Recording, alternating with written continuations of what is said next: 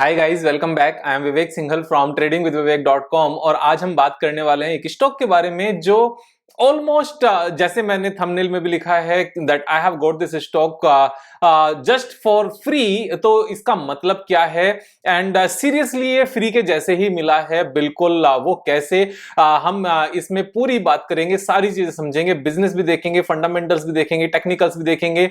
This is not a very big company but again a very good company. लेकिन I mean यहाँ पर ये बहुत ज्यादा बड़ी कंपनी नहीं, लेकिन बहुत अच्छी कंपनी है, बिजनेस बहुत अच्छा है। टेक्निकल्स यहाँ पर साफ साफ बताते हैं that this stock is going to go up, लेकिन वैल्यूएशंस में बिल्कुल फ्री है। किस तरीके से फ्री है? देखो, लो वैल्यूएशन एक अलग चीज होती है और फ्री में मिलना एक अलग चीज होती है। मैं ये फ्री में कैसे है वो चीज बताऊंगा, तो यहाँ पर पूरी वीडियो ध्यान से देखना, समझना। और अगर सब्सक्राइब नहीं किया चैनल को तो सब्सक्राइब कर लें, क्योंकि एवरीडे 7 o'clock का एक नई वीडियो लेकर आते हैं जिससे हम अपने ट्रेडिंग एंड इन्वेस्टिंग स्किल्स को शार्प कर सकें। दोस्तों के साथ शेयर करना, लाइक करना। और मैं स्क्रीन पर लेकर चलता हूं। So the company name is Ponni sugars Erode limited. तो यहां पर पोनी शुगर्स मैंने इसका ट्वीट भी किया था आज दिन में ही, और अभी 247 हुए, मार्केट बंद नहीं हुई है। लेकिन जनरली शाम के टाइम मुझे कुछ मीटिंग्स में जाना होता है बहुत बार, तो जिस दिन मीटिंग में जाना होता है उस दिन मैं मार्केट आवर्स में अपनी वीडियो बना लेता हूं, क्योंकि आप सबके साथ में यहां पर सबको साथ में लेकर चलना बहुत जरूरी है। जैसे मैंने पहले भी बताया हुआ है, जो फेरारी और लैम्बोर्गिनी आएंगी वो इंडियन रोड्स पर यहां पर अकेले के पैसे से नहीं चल सकती, सबको रिच बनाना जरूरी है। तो इस चीज का ध्यान रखा हुआ है। मैंने यहां पर ट्वीट किया था आज 48 मिनट्स बैक का। मैंने परचेज किए थे 4000 शेयर्स पोनी शुगर्स के on an average price of 230.36 ये एवरेज प्राइस था। उसके बाद में और थोड़ा सा ये पहले से भी तेज हो चुका था। जब मैंने यहां पर परचेज किया तब भी 4-5% ऊपर था, लेकिन परचेज करने के बाद में ये और तेजी से चलने लगा and it hit A upper circuit. तो ये अपर सर्किट में अभी है शेयर, अपर सर्किट लग गया है जब मैंने परचेज किया। आप यहां पर अगर देखोगे तो जब मैंने परचेज किया था 230 इज द एवरेज प्राइस, तो यहां पर मैंने परचेज किया था। और यहां पर परचेज करने पर भी अगर हम कल के क्लोजिंग प्राइस से लेकर बात करने लगे तो कितने परसेंट ऊपर था? It was up by 5%। तो उसके बाद ये 5% और ऊपर चला गया, 10% का अपर सर्किट था। इसमें अगर हम बिजनेस की बात करने लगे, सबसे पहले इसकी शुरुआत कैसे हुई? मैं यहां पर पेपर कंपनीज को लेकर बाइंग करने की सोच रहा था, because I am bullish on paper companies. बड़े सिंपल से रीजन है, इनमें एंट्री रेस्ट्रिक्टेड है और जो बाहर से सस्ता पेपर आता था उसके ऊपर मेरे हिसाब से government will have a look at. Why? Because जो भी चीज हम इंडिया में प्रोड्यूस कर सकते हैं, इंडिया आत्मनिर्भर भारत बनाने पर लगा हुआ है, गवर्नमेंट का मेन फोकस है। तो वो सारी कंपनीज, वो सारे सेक्टर्स जो इंडियन सेक्टर्स नुकसान में है जस्ट बिकॉज सस्ती चीज बाहर से आ रही है, तो और अपना फॉरेन रिजर्व बाहर जा रहा है, जो बहुत इंपॉर्टेंट होता है। तो यहां पर उन कंपनीज की तरफ आप भी ध्यान दोगे, then you will be able to buy much better companies जो 1 ईयर में 100% गेन दे सकती है। सो यहां पर शेषा पेपर जब मैंने देखा, तो शेषा पेपर मैंने क्यों देखा, सबसे पहले एक वो रीजन बता देता हूं। तो यहां पर उसका रीजन था that this is the only company that is debt free in all these 7 big paper companies. तो ये डेट फ्री कंपनी थी। इसमें जब मैं नीचे गया, इसके प्रोमोटर्स कौन हैं, शेयर होल्डिंग पैटर्न्स में जाकर देखा, जो प्रोमोटर है, लार्जेस्ट शेयर होल्डर कौन है इसके? लार्जेस्ट शेयर होल्डर हैं पोनी शुगर्स इरोड लिमिटेड, 14% इनके पास इसकी हिस्सेदारी है। तो और ये कंपनी जो शेषा पेपर है, ये 184 इसकी बुक वैल्यू है and currently it is quoting at 148। तो ये सस्ती चल रही है और यहां से सब कुछ बहुत अच्छा है। इसके लेकर मैं अलग से एक पूरी वीडियो बना सकता हूं, उसमें कोई दिक्कत नहीं है। तो 184 है, तो ये अपने आप में ऑलरेडी सस्ते प्राइस पर है। इस कंपनी के 14% हिस्सेदारी किसके पास है? पोनी शुगर इरोड लिमिटेड के पास। 939 करोड़ की इसकी मार्केट कैपिटलाइजेशन है। अब 939 करोड़ की अगर मार्केट कैपिटलाइजेशन है and multiply by how much, इनके पास कितनी हिस्सेदारी है इसकी? इनके पास है 14.02। सो 14.02 और उसके बाद में डिवाइडेड बाय 100, तो इतने करोड़ के इनके पास शेयर्स हैं शेषा पेपर के। अब शेषा पेपर के 132 करोड़ 131 करोड़ के शेयर्स हैं। अब यहां पर जो पोनी शुगर है वो पूरी कंपनी कितने की है, इस बात को ध्यान रखने की जरूरत है। पूरी कंपनी 196 करोड़ की है, 132 करोड़ के इसके पास दूसरी कंपनी के शेयर्स हैं, और जो वो कंपनी है शेषा जिसके शेयर्स हैं शेषा पेपर, वो अपने आप में अंडर वैल्यूड है। तो जो डिफरेंस बचा वो डिफरेंस कितना बचा, एक बार ये ध्यान देते हैं। सो 196 माइनस 131 करोड़, तो यहां पर 131 नहीं था, ज्यादा था। एग्जैक्टली कितना था मैं एक बार फिर से देख लेते हैं। यहां पर हम शेषा पेपर में जाते हैं, शेषा पेपर पे गए, 939 multiply by 14.02 and divided by 100, तो ये है सॉरी मैंने फिर से कुछ मिस्टेक की, 939 मल्टीप्लाई बाय 14.02 और ये मैंने डिवाइड किया उसके बाद में, तो 131 करोड़ ही है, राइट। सो टोटल हमारा जो पोनी शुगर है वो कितने का है, पोनी शुगर है हमारा 196। सो 196 माइनस 131, यानी कि कितने करोड़ का बैलेंस डिफरेंस बचा, डिफरेंस बचा 65 करोड़ का। यानी कि अपनी जो वैल्यू है पोनी शुगर की, जो इन्वेस्टमेंट के लिए अगर हम इसको करंट प्राइस पर परचेज करते हैं तो कितने 65 करोड़ की पूरी बची।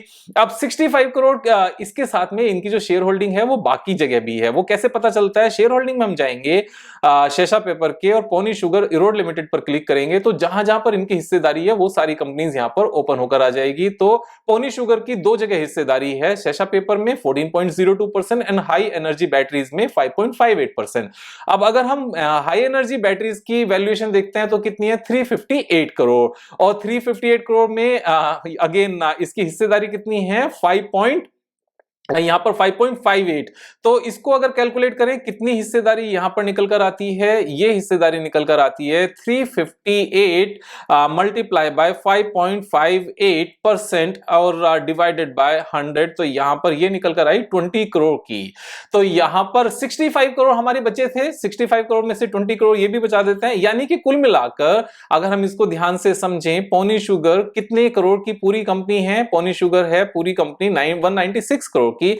इसमें से 131 करोड़ के इसके पास शेयर्स हैं शेषा पेपर के, वो हमने लेस कर दिए, बचे कितने 65 में से 20 करोड़ की इनके पास होल्डिंग है हाई एनर्जी बैटरी की, तो वो भी हमने लेस कर दिया। बचा क्या, बचे सिर्फ 45 करोड़, यानी कि 45 करोड़ में ये पोनी शुगर पूरी कंपनी मिलती है। अब ये फ्री में कैसे हुई, अगर 45 करोड़ भी देने हैं तो 45 करोड़ पूरे देने के बदले यहां पर हम इसकी बैलेंस शीट में जाते हैं, बैलेंस शीट में जाकर इसकी कैश होल्डिंग में जाते हैं, कैश इक्विवेलेंट में जाते हैं।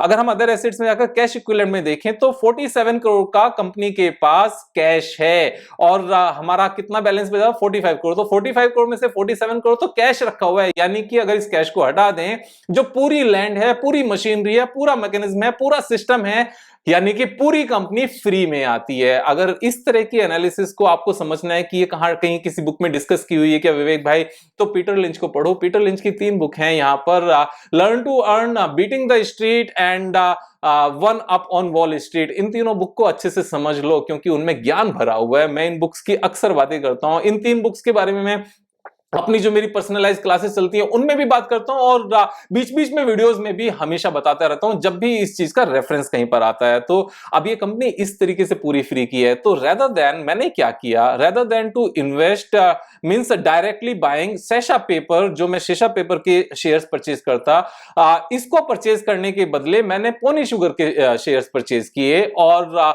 शेषा पेपर के होल्डिंग उसमें जो अपनी इन्वेस्टमेंट है वो ऑटोमेटिकली आ गई, हाई एनर्जी बैटरी में ऑटोमेटिकली आ गई, और ये जो पोनी शुगर है ये फ्री में बच गई। और जो पोनी शुगर है अपने आप में, आप यहां पर इसके कुछ नंबर्स देखो ध्यान से। 430 is the book value, currently quoting is 228, after today's upside movement 240 जो पहुंच गया है। Again still this is available at a very very cheap price.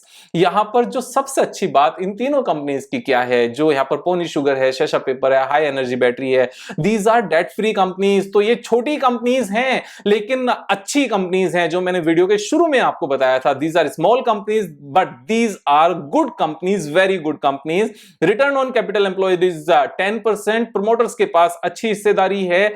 और यहां पर अगर बैलेंस शीट में जाकर देखोगे तो बैलेंस शीट में आपको बिल्कुल neat and clean balance sheet है। आप यहां पर इस चीज को समझो कि जो इनका रिजर्व है, रिजर्व लगातार बढ़ा है, लगातार 71 करोड़ से बढ़ते बढ़ते 361 करोड़ हो गया है। एक भी साल इनका वापस नहीं आया अदर देन मार्च 2020, जो एक पेंडेमिक वाला साल था। उसके बाद में वापस से इन्होंने इमीडिएटली शार्प रिबाउंड दिखाया और रिकवर किया। एंड जो इनके ऊपर डेट था अच्छा खासा 80 करोड़ के आसपास का, उसको लगातार यहां पर रिड्यूस करते हुए इन्होंने जीरो तक ले आए हैं। तो यहां पर ये जीरो डेट कंपनी है।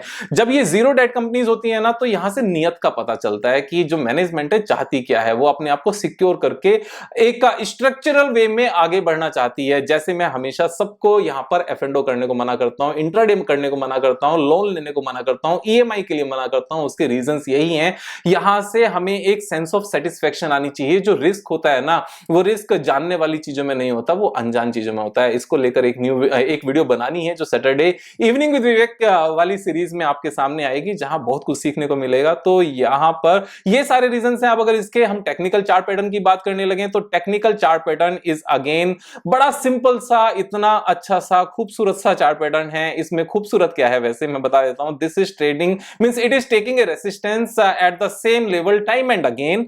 बार बार यहां पर इसने रेसिस्टेंस लिया है और यहां पर रेसिस्टेंस लेने के बाद में एक अच्छी खासी काफी स्पीड से यहां पर बाइंग आई थी। ऐसा नहीं है कि इससे पहले इसने ऊपर नहीं गया, अच्छी वॉल्यूम के साथ गया था, लेकिन उसके बाद में रिट्रेसमेंट आना जनरल स्वाभाविक होता है। उसके बाद में सेम रेंज में रहा, जबकि मार्केट इस रेंज में नीचे गिरी है। ये स्टॉक बहुत ज्यादा नीचे नहीं गिरा।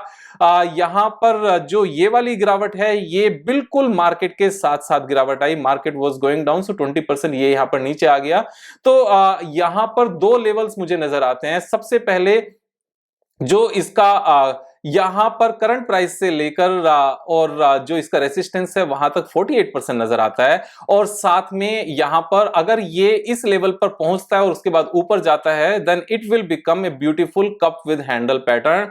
तो ये कप विद हैंडल पैटर्न बनना तय है। उसके बड़े सिंपल से रीजन है, जब कंपनी फ्री में इस तरह की मिल रही हो तो वो फाइनली ऊपर ही जाती है। और जब ये डेट फ्री कंपनी हो और दोनों ही कंपनीज का बिजनेस यहां पर ऊपर जाना हो, क्योंकि ये सेक्टर ऐसा है। यहां से लेकर यहां तक हमने इसको मार्क किया। मार्क करने के बाद में इसको ऊपर हमने लगाया। जो टेक्निकल टारगेट हमारा निकल कर आएगा। और अगर मैं यहां से इस को हटा दूं तो यहां क्लैरिटी आ जाएगी what is the price currently.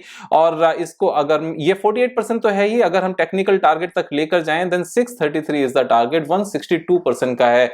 अब 162% आने में अगर 2 साल भी लग जाए तो भी अपना कुछ नहीं जाता। जाता क्या है, बहुत कुछ आता है। तो यहां पर लेकिन इन 2 साल में कितनी बार स्टॉक ऊपर नीचे जाएगा, उस वॉलेटिलिटी को यहां पर धैर्य के साथ अपने होल्डिंग को रखने की जरूरत है। And one more important point, चाहे अपॉर्चुनिटी जितनी मर्जी अच्छी हो, never invest more than 5% in one stock का।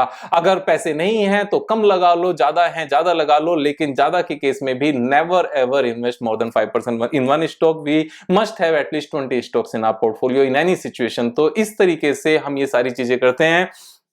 यहां पर सीखते रहिए। सीखने के बहुत सारे जरिए हैं। सिर्फ और सिर्फ हमें टीवी में फालतू की चीजों को देखने से बच के और नेटफ्लिक्स में अपना टाइम वेस्ट करने के बदले यहां पर जहां से नॉलेज मिलती हो उस कंटेंट को देखने की जरूरत है। कल फिर मिलेंगे एक नए वीडियो के साथ। तब तक मुझे करो यार। Thank you so much. Have a nice day.